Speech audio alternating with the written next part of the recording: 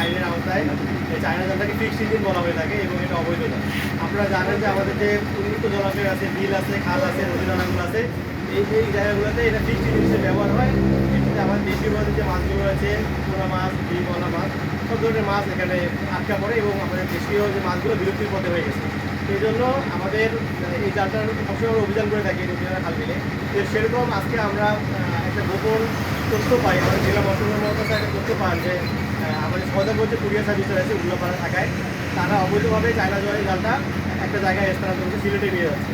তো সেই গোপন তথ্যের ভিত্তিতে আমরা তৎক্ষণাৎ এখানে আসি, স্পটে আসি এবং স্পটে দেখি যে আসলে এখানে অনেকগুলো চায়না জলের জাল প্রায় এখান থেকে এই উল্লাপাড়া থেকে এটা সিলেটের উদ্দেশ্যে রওনা হচ্ছে। তো তারই প্রেক্ষিতে আমরা যদি চালানটা চেক করি, চালান চেক করে দেখি যে প্রায় 27 বস্তা চায়না জলের জাল, এখানে প্রায় 270 পিস চায়না জলের জাল আমরা জব্দ করি। পরবর্তীতে এগুলো এখন আমরা সংগ্রহ করে সেগুলো আমরা এখন উপজেলায় নিয়ে যাচ্ছি। আর যিনি এখানে এই মালিক বা যে ম্যানেজার যে রয়েছে সদর কুরিয়ার সার্ভিসের, তার নাম সোহাগ, তাকে মোবাইল কোর্টের মাধ্যমে 3000 টাকা জরিমানা করা হয়। এখন আমরা এটি উপজেলায় নিয়ে যাবো এবং এটা পরবর্তীতে গণমাধ্যম নির্দেশ করে এটা আমরা বিরোধ করবো। এ ভাই এখন সামনে থেকে সরেন, এর ছবি নেবো।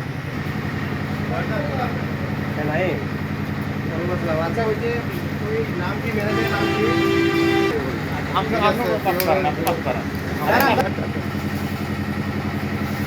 হ্যাঁ, ওকে, জোরে বলবে না।